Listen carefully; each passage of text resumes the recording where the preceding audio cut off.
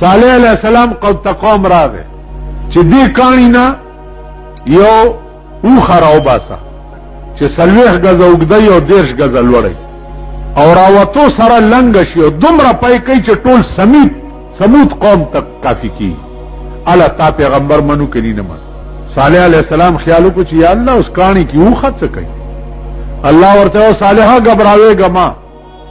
4,000 کاله وشو چې په دې کانی کې ما اوخه پیدا کړې 4,000 کاله ورشه او کانی ته په ګوته اشاره وکا کانه بدوځای شي اوخه به روزي او بلار بابي په ټکی بلنګ شي او ټول سمود قوم ته په پیسې پلای کی بچ ورغه په ګوته اشاره وکړه کانه دوځای شو اوخه تروت 40 غزه وګدا او 10 غزه لوړا تاسو خیال اوس په کاری کې دننه 4,000 کاله اغه یوخله خوراک چا ور رسوله نو کوم خدای چې یوخله 4,000 کاله په کانی کې خوراک رسولې شي هغه خدای تا ته په ژوند نشي ور رسول او کتا ور سره تعلق پیدا نو الله دې وکي چې زمونږ رابطه او تعلق خدای سره پیدا شي او خدای په اصلي معنی کې او پیژنو عزیزانو تصور وکي او دا دماغ ورته متوجه کی چې خدایا ته به چرته به دې ګورم لکه یو بزرګو خدایا زار وخت ویم چې الله الله الله الله تا یو ورځ منوي چې زما بنده زه دایمه یو ورځ خو په مان دا مهرباني وکړي په تاسو کې داسې خلق تیر شي په بني آدمو نیمه شپه ده خدای ته وایي یا الله زمانو چودو په الله الله ویلو او تا یو ورځ منوي چې زه دایمه ته هم څه مهرباني وکړه نو आवाज ورته وشو چې گفت الله تو لبیک ماست گفت الله تو لبیک ماست وی نیاز و شور و دردت پیک ماست اے بزرگا داستا اللہ چی دے دا زما لبیک دے ته چې الله وای نو زه درته هم چې بنده لبیک حاضر درته ولاړم وای څه وای تاسو خیال راغی قرآن وای زما بنده چې الله وای انی قریب زه ته ډېر نږدې څومره اقرب الیه من حبل الورید د دې مرۍ د شارګ نه ورته ډېر نږدې نو د هغه په موجودګۍ کې تا هغه پرېږدې او د بنده نه سوال انجام بده دغه لکه دا د ملک حال چې ګوري لګیا په داسې خوږه نسته اوختي چې یو خدای به اخلاص په داسې خوږه نسته نور به تماشې کوي اوس کدا حکومت لاړو بل بیا راتلو بل سره به تاسو بیا دا غډېده د دې قوم وګورئ سیرت او صورت پیغمبري نه جوړ کړي او د پیغمبر دین د پاره ځان ملنګ کړي نه ترغه پوره په ملک کې د خیر ورځې امید اون لري په ملک نن د دنیا مسلمانان دین نه لري دي پریشانه یو ګورا دین نه لري دي نو پریشانه د پاره الله امریکا په مسلط کړي دا نن مسلمان یو ځکه دل اتحاد اتفاق نن امریکا دا چرته غواړي چې اسلامیک بلاک دی جوړ شي او د ټولي دنیا مسلمانان دی یو شي دا امریکا چرته غواړي اوس دا قلب مسلمان قوم کې راولي څوک ستا د ملک ایټمي پلانټ لپاره چې کومې منصوبې جوړیږي کومې منصوبې چې د پاکستان ایټمي پلانټ تباہ کوي چې دوی چرته ایټم جوړ نه کړي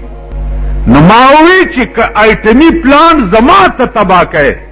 نو ایټمی پلان دی د اسرائیل ولې ساتلې دی امریکا دی خدای داسې تباہ کی لکه چې روس تباہ شو نن د روس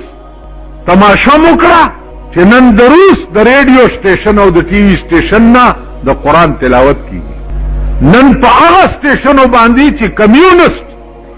او سوشلیست ملکو د خدای نه منکر ملکو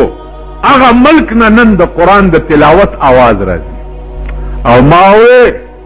چې ترکمه به دا ملک باقی وي دې کې امام بخاری پروت دی دې ملک د کابل د صحابه په قبرونو بمباری کړي دا اوس با امریکم درته انشاءالله که ژوندي وي تباه خیم. دوی د اولاد رسول په قبرونو بمباری کړې ده. په عراق کې دوی د امام ابو حنیفه په قبر بمباری کړې، دوی د شیخ عبدالقادر جیلانی په قبر بمباری کړې، او دوی د پیغمبر د زوم د بی بی فاطمه د سرتاج په قبر بمباری کړې. دوی د امام حسین په قبر بمباری او په سر بمباری کړې ده. خدای به امریکم تباہ کړي. اقتصادي حال تباہ کیږي لګیا دی. نو مسلمان یو ځای کېدو ته دا نه پرېږدي، او بیا په مونږ کې داسې زهر راخواره کړي دي، داسې زهر چرته د ملاتوب په شکل کې، چرته د پیرتوب په شکل کې، چرته په څه شکل کې، چې پام کوه چې دا مسلمانان درنه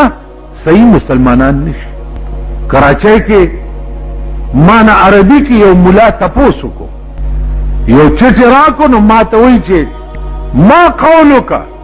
فی حق جماعت التبلیغیه. نو ما عربی کې دا غي جواب وکړو، ما ته وایي چې د تبلیغی جماعت والا متعلق ستاسو خبر اراده ده. و دا سنیغه کې غوندیو پویم په ما ورته چې فاسأل هذه المسألة من مولانا حسین احمد مدنی، فاسأل هذه المسألة من مولانا اشرف علی تھانوی، فاسأل هذه المسألة من مولانا مفتی کفایت اللہ، فاسأل هذه المسألة من مولانا یوسف بنوری، فاسأل هذه المسألة من مفتی شفیع، فاسأل هذه المسألة من مولانا شبیر احمد عثمانی، فاسأل هذه المسألة من مولانا ادریس کاندہلوی، فاسأل هذه المسألة من مفتی محمود رحمهم الله تعالى وتبارك، وفاسأل هذه المسألة من مولانا الیاس رحمة الله. لا تسأل مني هذه المسألة، بل فاسأل هذه المسألة من كبار العلماء. ما نستپوس کے داغا کابرینو د دیوبندنا دا تپوسو کا چې مولانا الیاس رحمت الله علیه څنګه سره او دا څنګه ډاله. خیر چا تقریر دغه ختم شو، راغه ما ته وی چې آپ نے میری آپریشن کر لی، خدا کی قسم اس کے بعد درس سے فارغ ٹائم جو ہے میں اس جماعت میں لگا. مجھ سے کیا پوچھ بیا مې ورته یو شعر وی، مال یو مولان یو سړی نه په قبر کې ملائکو تپوس وکړو چې من ربو کا، مالا سڑی ورتل چې کیا پوچھتے ہو مجھ سے نکیرے نہ دیکھ لو، کیا پوچھتے ہو مجھ سے نکیرے نہ دیکھ لو، یہ مہر کس کی ماتھے کے اوپر لگی ہوئی. ما نه څه تپوس کې زما تندي ته وګوره، په تندي مې د سجدو مور لګېدلی دی. ما نه تپوس مه کوه دا چې د چا مور دی هغه نه تپوس چې دا څوک دی. تاسو خیال راغی. نو عزیزانو عرض مې داو چې ګوره نور هیڅ نشته په دې دنیا کې، ارض ختم. دنیا بالکل د هلاکت په پلیټ فارم ولاړه ده. دا نن په سوپر پاورونو کې چې ایټمي مادې پرتی دي، دا به غړمبا جوړه کی او قیامت به برپا شي. قیامت به برپا شي نو څه به وشي؟ القارعة ما القارعة وما ادراک ما القارعة یوم یکون الناس کالفراش المبثوث. دا بنی آدم به د ملخانو غوندې والوزي په اسمانونو کې. وتكون الجبال كالعهن المنفوش، او دا غرونه به د ډنډت شوي وړی په شان په اسمان کې د پاغوندو غوندې ګرځي. تاسو خیال راغی. وتكون الجبال كالعهن المنفوش فاما من ثقلت موازینه، د چا چې کله د نیکۍ په دغه ورځ درنه شوه فهو فی عیشة راضیه، دا سړی به په عیش کې وي او راضي به وي. واما من خفت موازینه، او د چا چې تله په دغه ورځ د نیکۍ سپکه شوه فهو فامه هاویه، د ده ځای د قرار به هاویه. هاویه په جهنم کې هغه کنده ده چې د هغې نه هره ورځ جهنم هم اویا کرته امان غواړي. وما ادراک ما هي، اے پیغمبر ته څه پوه شوې چې حاویت څه ته وایي؟ نار حامیه، هغه اور دی چې الله دې امان پې راځي. نو عزیزانو نور یو الله دی چې ټول عمر به باقي او په یو حال به زه او ته نن څنګه او سبا څنګه، سهار جوړ ماښام بیمار، ماښام جوړ سهار مړ. ٹھیک شو؟ هیڅ نه کده هغه دی. او بیا کده نو لوی وکیل د ټول کائنات جناب محمد رسول الله نو لوی وکیل دوست کوي او د حکمران سره رابطه او تعلق پیدا کوي چې د زندګۍ کیس وګټي کینی غرق بشي او تباه بشي. سپېږمو کې د خفه نه شي د غول روړه اکدمه او بیا د ګلابو بوی در کوم چې دا لګ راکاږه شیخ صاحب چې بوی درځي که نه درځي؟ در به شي. اول بوی به د کوم شي درځي؟ اول بوی به دا ګلولې درځي، لاندې که ډېر ګلونه در به. نو زمونږ دماغو کې د غلو روړې پرتې دي او دین چې دی د ګلاب ګل دی. نو که اهل دین ډېر در په سپېږمو در منډي هلته هغه سرایت نشي کولی. اول به روړې غورځی، سپېږمې او دماغ به صفا کې، هغې نه رستو به بیا د ګل بوی در. او دا به هله کېږي چې ته دین طرف ته څه طبعي میلان پیدا کړي، د دین طرف ته لږ راشي، په دین مین شي، د دین په خبرو مین شي. او چې داسې نه یې به دغه در په در خاورې په سر به ګرځئ، کله به وزیرانو پسې به ګرځئ، هلته دا اسمبلي لګېدلې ده صوبایي. په دې لاره چې کله زه تېرېږم نو په سوونو خلق د اسمبلۍ په دې دروازه کې ولاړي. هلکه څه کوئ؟ ته د سمندر په خور یوړی شئ، دغوس ته څه کوئ چې په دروازه کې ولاړي؟ ته خو دننه ورننه وځه، د دوی خبرې خو لږې واوره چې دا دوی وایي څه، دوی کوي څه، پروګرام یې څه دی. په خدای قسم که په دې ملک دردمند دي، نه په خدای دردمند دي، نه په رسول دردمند دي، نه په مذهب دردمند دي، نه په دین دردمند دي، نه په اسلام دردمند دي. د اسلام د پایمالۍ اسباب ستا په اسمبلو کې جوړېږي. دا ښځې چې دوی په اسمبلو کې کېنولې دي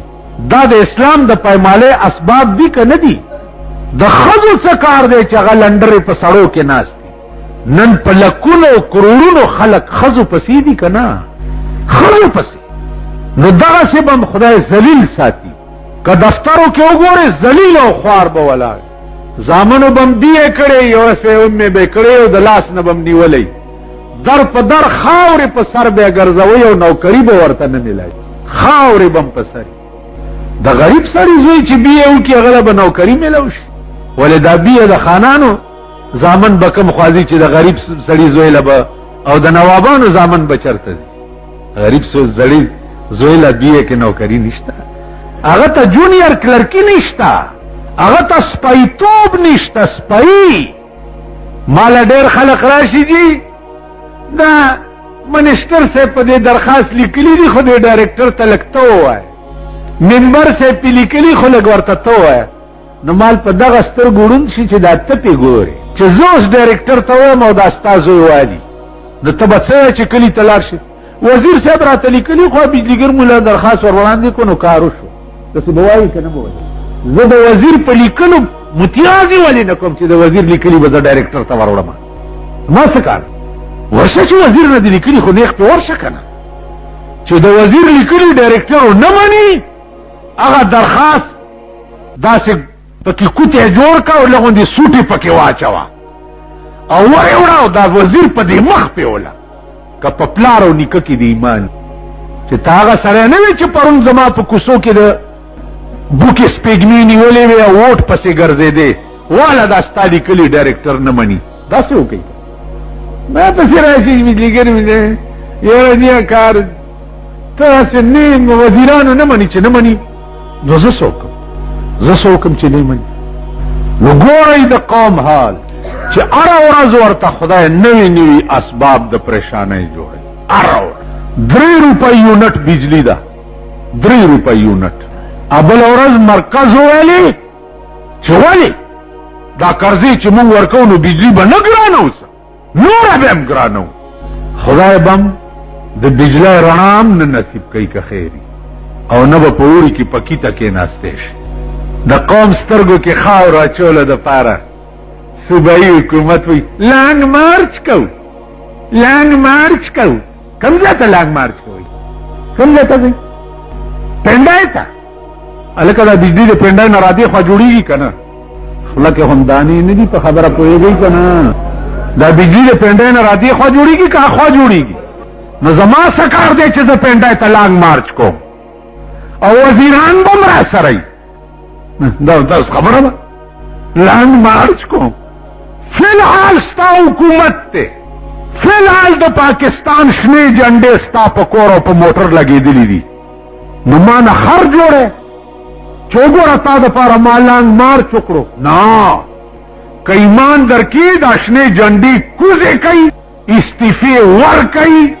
وزارتونه پرېږدئ حکومت پرېږدئ بیا لانګ مارچ وکړه او هغې نه بعد ووایه چې اوس بجلي ګرانولو ته نه ورکوو کنیجیټیشن به شروع کوو خبره ټیک ده که نه یو خوا وګورئ د دې داسې مثال دی مونږ سره یو ملا او چترالی و نو د جمعې شپه وه جمعې په شپه به پخوا د جوماتونو ته څه شی خدای مرک کا د الوام په ملا پورې تړلې ده خلاصې تاسو کړې فاتحې به راتلې صاحبه چا به کیر پخ کړی و چا به الوا پخ کړې وه چا به خوروا پخ کړې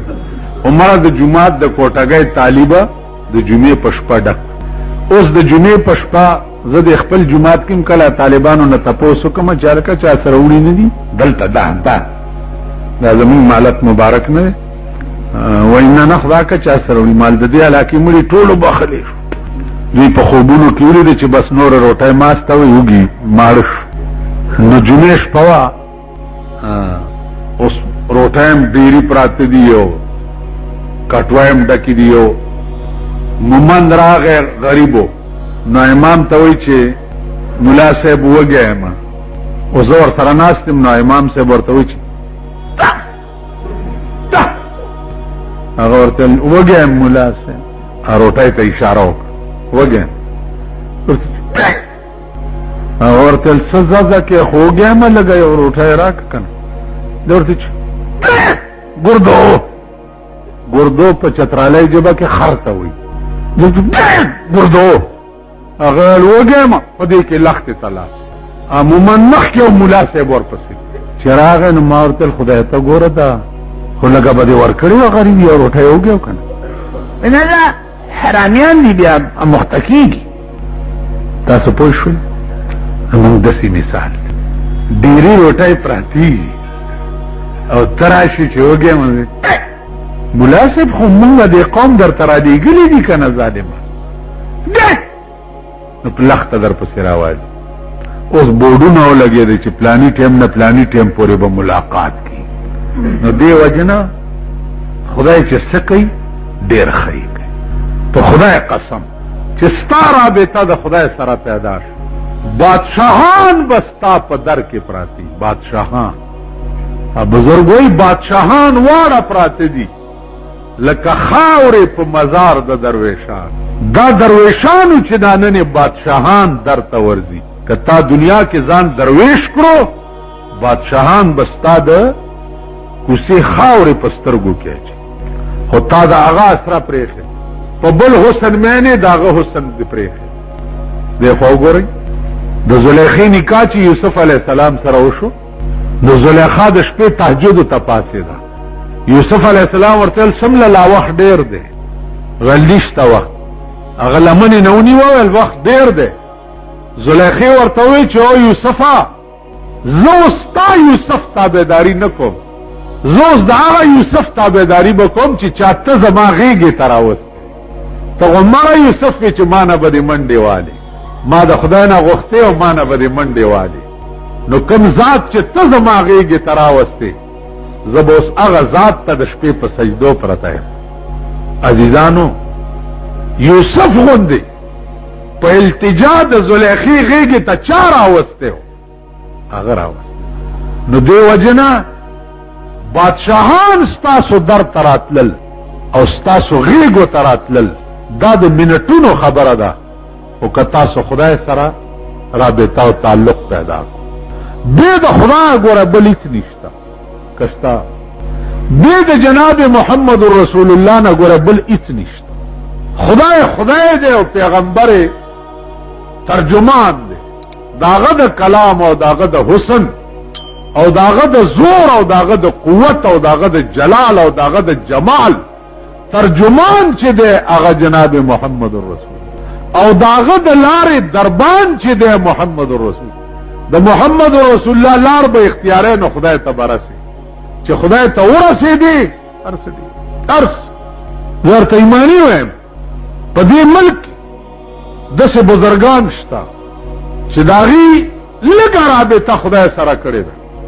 سار چې راپاسي د بالغ لاندې د کور ټوله خرچه پرته ټوله خرچه که 100 روپه ورځ لګي 100 پرتی وي او که 50 لګي 50 پرتی وي او که 200 لګي 200 پرتی نه غونډه را دي یو بزرګو هغه سره به دا چل کېد ما ورته وی چې دا لار ما ته وی چې 12 ورځې چله به کېږي دی ولې په غاړه ما سره نو تاته ښه مال چله نشم کولای د سلنډ لار راوخه نو ما ته وی چې لنډ لارې مشته هفته کې به یو ځل ورتلم نو عزیزانو لنډ لارې خو چې دړه ټول لینکونه د اسمان سره ملاو شي ټول لینکونه نو په لنډ لار به وخیږي او ټول ضرورت زندگی به تا پسې منډي لنډ نو دی وجنا الحمد تمام ثنا او صفاتنا چاله دي لله خدای لرا کم خدای رب العالمین رب دلته په معنا د مربی دی هغه رب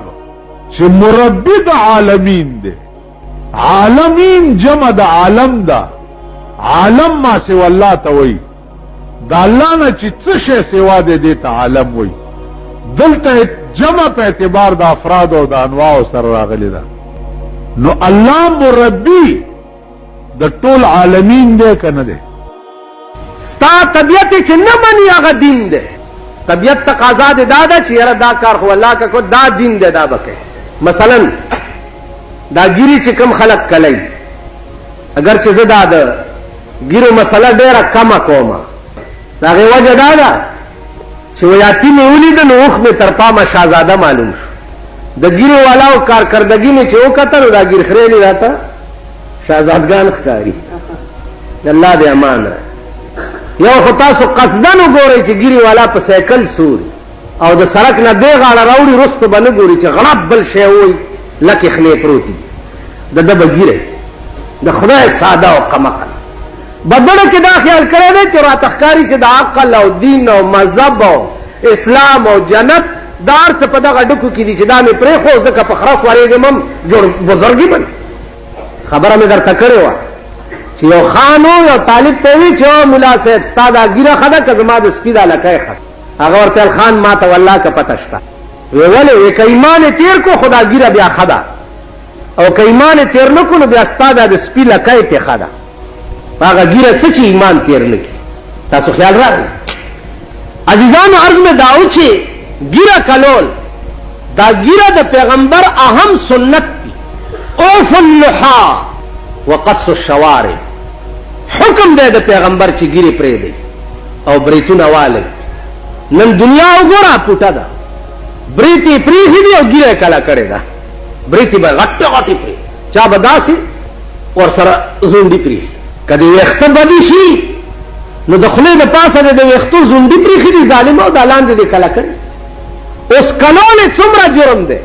په ګیرې باندې یو انه لګولم اسلام نه مني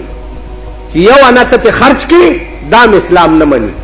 نو په ګیرې کلول که په نعي وي او که په خپل بلیډ باندې وي په پیسو به اخلي